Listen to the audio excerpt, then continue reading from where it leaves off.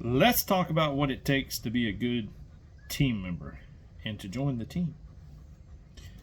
So, the first thing you got to be is dedicated. You can't be one of these willy nilly kind of people that turns around and goes out here and decides that, oh, I'll show up this day, but I can't this day or this day because I have a beach trip or I have something else that's more important. You got to be dedicated. Just like in the Army, they don't care about your fun, they just care about your training and your dedication to the mission. The next thing, you got to be dependable. If someone needs you, you got to be dependable to come and do what you need to do at that time.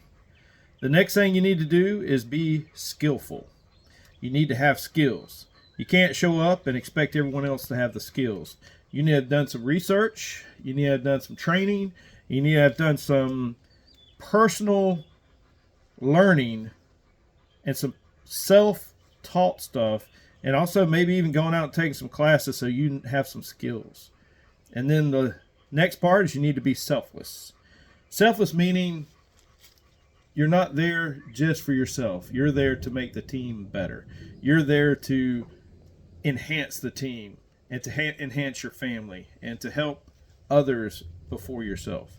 And then you need to also be willingness to do the hard jobs, willingness to do the dirty jobs, willingness to help when you really don't feel like helping, you're too tired, willingness to go over and help someone else set up their stuff, or help someone else that is sick, or help someone else that is in the ditch and needs to be pulled out, all that kind of stuff. So those are some basic traits that you need to have to be a good team member.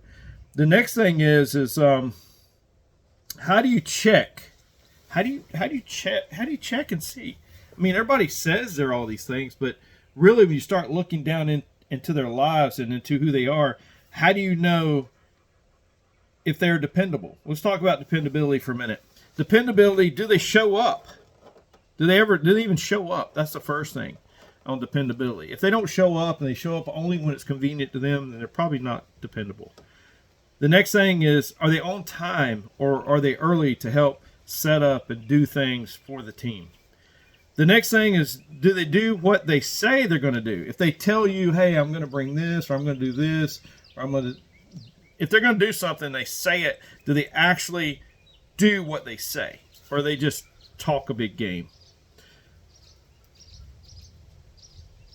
And do they put the group as priority one over their own stuff? And that's a big one, because if they're just always prioritizing themselves and saying, well, we just didn't have the time, or I didn't feel like it, or my kids didn't feel like coming by, or my wife was bitching and moaning, that's putting yourself over things. Number 5, do they always have excuses? Well, we got to go to the beach. We got a birthday party. I didn't feel like it, blah, blah, blah. Is there a lot of excuses? Do they practice gear? Let's see, trying to read this.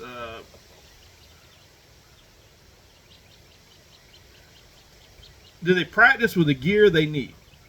Or do they purchase and get the gear they need? That's another big thing. If they don't practice with the gear, or they don't even go out and purchase the gear they need, and they don't prioritize that over other things, they show up and go, yeah, man, I just bought this new canoe, and I just bought this new boat, and we just went on a 3-month vacation, or we just went to the beach and spent $1,000, $2,000, but I can't afford any gear that I need to make the group, or to make the group better. So think about that. Where is their prioritization? Where do they spend their money is the number one thing. The next one is, who controls and who runs their life? Who runs their life? Is it their job, their wife, their kids? I mean, if their wife runs their life completely and tells them if they can come or can't come to the meetings, or tells them it's a waste of time, or tells them what they can spend on things, get rid of that guy. Because you might as well have the wife in the group instead of him, because she's the one with the balls. Are they long-term people or 2-week wonders? Okay, so we have a lot of people come out, want to join our survival group, and we call 2-week wonders. And they'll come out and they're good for 2 weeks. They're gung ho for 2 weeks, and then all of a sudden, I got to go to my great niece's birthday party. I got to go. My wife wants to go canoeing and every weekend for the rest of the summer, and we'll catch you back up in the fall. Okay, no thanks. Do they help set up early and help with event cleanup and offer to help on all things? And that's a big thing, Who is here helping? Who is wanting to help teach a class? Who is learning on their own to try to help teach and help others?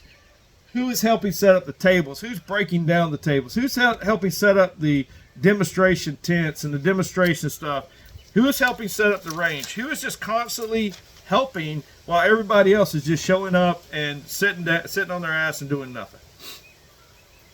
So the next part is, how do you know if they're skillful? So they know their subjects. When you talk to them, they know their subjects. They don't just know the subject, they know the history of the subject, and they know the future of the subject. Number 2, they're willing to learn a subject. If they're not skillful, but they're willing to learn, sometimes that's even better.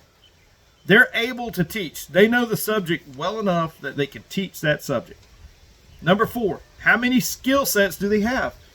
Find out how many skill sets they have. And the way you do that is you go out on a little mock exercise and say, hey, can you get the fire started? And you watch them set the fire.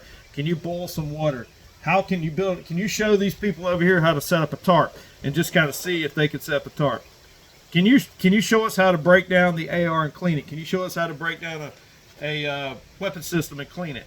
Can you give us a class on night vision? All this kind of stuff. Number 5, they're always learning. They're someone that's always learning, and that's a good thing, because if someone's always learning, then they have powerful skill sets. I promise you that. Doing research. They're always doing research. They always bring extra research to the table. And if you look around and go, man, this guy just researched this thing to death, or research hound. If you see someone like that, they probably have a lot of skill sets. Number 7, they spend spare time learning instead of partying and bullshit. A lot of people just spend spare time just watching bullshit movies, going to bullshit events, drinking, falling down, partying, concerts, all that kind of crap. They don't spend any time trying to learn. I know guys that have 2 jobs, have a bunch of kids, and still got a 4-year college degree in their spare time because they turned off the bullshit and just worked and learned. Now, I'm not saying to always just work and learn, but I'm saying get that done first. Get your skill sets first, then party and play, or whatever you got to do. Number 8, know how to use their gear effectively. And that's a big thing. There's a lot of gear hounds that show up and they got all this Gucci gear and stuff, but you say, hey man, show us how to put rounds on the target with that thing. And they're like, well, I haven't shot it that much, and well, this, that, and other. Or they got this $1 million tent, and I go, man, set that thing up for us. Let's see what it looks like. And they're like, well, I don't really know that much about it, and they got all kind of, Gucci gear or just gear in general, and they can't use it. But if they can use it, and they show you, and then you tell yourself, man, maybe I need some of that gear. If they're basically so good that they're selling you on it, then they probably have some skill sets. So that's the way to find out skill sets. Okay. The third part of this is selfishness. How do you test selfishness? Well, the first part is, do they offer to help and do dirty jobs, clean up, etc.? That's a good indication that they're not selfish. Number 2, they offer to help to pay. Now, that's a big one, because a lot of times you're putting on events, you're doing things, and it costs money. And you're having to buy waters for your. And do they show up with stuff to help? Do they help pay? Always working behind the scenes. They don't want any glory. They don't want any spotlight time. They just want to grab and help you set up your gear, help you set up everybody else's, and they're working behind the scenes. So that's another way to pretty much tell if they're a selflessness person or selfless person. Help others set up is number 4. They help others set up their stuff. The people that don't really know what they're doing, they go over and they offer help, and they don't try to tell them how to do it. They just offer to help. Number 5, of course, it all goes together. They're volunteering. They're volunteers.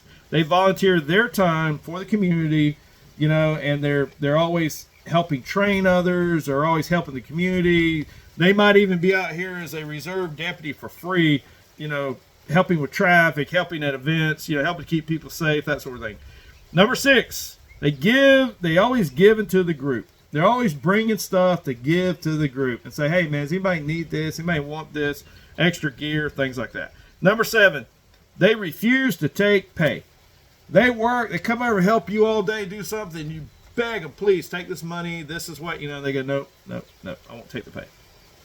And number 8, they're always giving. So these are some things that let you know if you have a selfless person in the group. So I just wanted to drop that off to you in case you're trying to set up a survival group, or maybe just a little, you know, group of people to train together or do some preparedness and stuff. And you got people that's wanting to join your group, how to kind of test them to see if there's someone you want in the group. The last person you want in the group is people that are what we call riders and eaters. In the football community, as our coach used to say, there's 2 types of players here. There's the ones that go out and play the game, play hard, and then there's the riders and eaters. And the riders and eaters are the ones that basically just join the team so they can ride the bus with the cheerleaders and eat the free food and get some glory for being on the team. They're not really interested in giving anything to the team. So they're what we call riders and eaters. So make sure that you have players, not riders and eaters. Go out and make your group, select your group, pick out the right people, because in the long run it will pay off.